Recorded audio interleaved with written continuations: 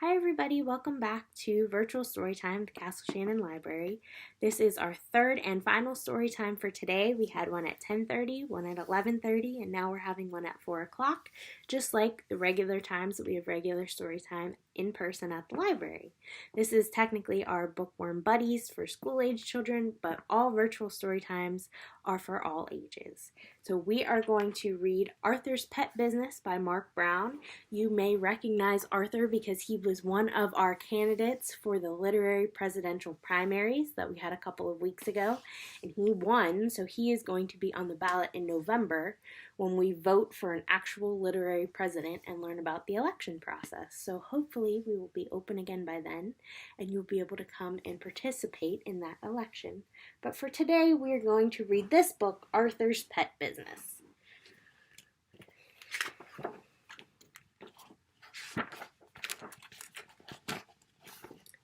You've been looking at puppies for months, said D.W. When are you going to ask Mom and Dad if you can have one? I'm waiting for just the right moment, said Arthur, so promise not to say anything. That night at dinner, Father asked, What's new? Arthur wants a puppy, said D.W. Blabbermouth, said Arthur. A puppy is a big responsibility, said Father. I can take care of it, said Arthur. We'll think about it, Mother said. That means no, explained D.W. After dinner, Mother and Father did the dishes. Can you hear what they're saying? Asked Arthur. They're worried about the new carpet, whispered D.W. Suddenly, the door opened. We've decided you may have a puppy if you can take care of it, said Father. Wow, said Arthur. But, said Mother, first you need to show us you're responsible. How will I ever prove I'm responsible? Asked Arthur. The best way I know is to get a job, said D.W. Then you can pay back the $7 you owe me. Ka-ching, went her cash register. Arthur wondered what kind of job he could do. You could work for my dad at the bank, said Muffy. He needs some new tellers. If I were you, I'd get a job at Joe's junkyard crushing old cars, offered Binky Barnes. Do something that you like, said Francine. That gave Arthur an idea. The sign says, a good bet for your pet, Arthur's Pet Business, up here. I'll take care of other people's pets, said Arthur. Then Mom and Dad will know I can care for my own. Arthur and Francine put up signs to advertise his new business, and his family helped too. Arthur waited and waited. Then just before bedtime, the phone rang. Hello, he said. Arthur's Pet Business. How may I help you? Yes, no, when, where? Great, said Arthur. Hooray! I'm going to watch Mrs. Wood's dog while she's on vacation, and I'll earn $10. Oh no, said D.W., not nasty little Perky. Isn't that the dog the mailman calls Jaws? Asked Father. That's Perky, said D.W. The next morning, Arthur ran all the way to Mrs. Wood's house. Right on time, said Mrs. Wood.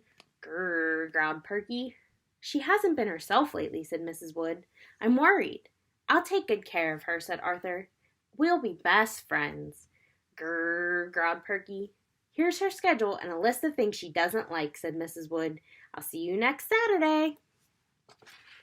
Oh, next Sunday, not next Saturday. Arthur did his best to make Perky feel at home. Every day he brushed her, he tried to fix her favorite foods. They took lots of long walks day and night. Perky made sure they had the whole sidewalk to themselves. You look exhausted, said Mother. Maybe taking care of a dog is too much work.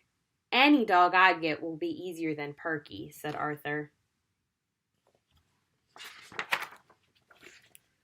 Word of Arthur's Pet Business got around. On Monday, the Macmillans asked Arthur to watch their canary Sunny. On Tuesday, Prunella gave Arthur her ant farm. On Wednesday, the Brain asked Arthur to take care of his frogs while he went on vacation. Best of all, on Thursday, the amazing Larry asked Arthur to keep Cuddles, his trained boa constrictor. Animals were everywhere until Mother put her foot down. I want all these animals in the basement now, she ordered. They really are everywhere. There's the frog and the boa constrictor, Perky, parakeet, all kinds of stuff.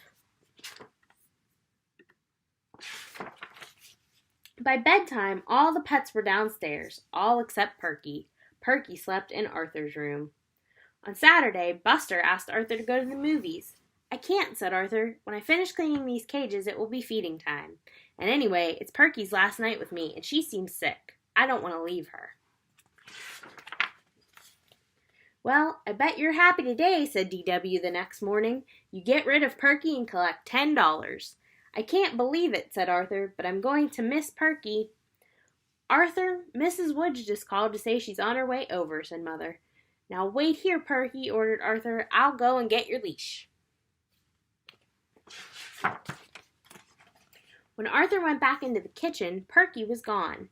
Here, Perky, Perky, called Arthur, but Perky didn't come. She's not in the basement, called Father. She's not in the backyard, said DW. She's lost, said Arthur. Oh, said DW, you're in big trouble. Arthur, Mrs. Woods is here, called Mother. Hi, Mrs. Woods, said DW. Guess what? Arthur lost Perky. My poor little darling is lost, asked Mrs. Wood. Don't worry, said Father. Arthur's looking for her right now. Suddenly, they heard a bark. Everyone come quick, called Arthur. Look, said Arthur, Perky had puppies. No wonder she's been acting so strange, said Mrs. Wood. You've done a wonderful job taking care of Perky when she needed a friend the most. How can I ever thank you? A reward might be nice, suggested DW. Shush, said Mother. Here's the money I owe you, said Mrs. Wood. And how would you like to keep one of Perky's puppies as a special thank you? I'd love to, said Arthur, if I'm allowed. Of course, said Mother. You've earned it. Wow, said Arthur, $10 and my very own puppy. I can't believe it. Neither can I, said DW. Now you can finally pay me back my $7. Ka-ching went her cash register.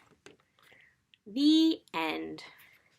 So that was the story of Arthur's pet business and how he got his very own dog. And that is our last story time for today. If we are still closed, we will be having another one next week. We will have story times at 10:30, 11:30, and 4 o'clock here on Facebook and also on Instagram TV on our 2 platforms that we have. Thank you for joining us today, and we hope to see you back at the library in person soon. Have a good day.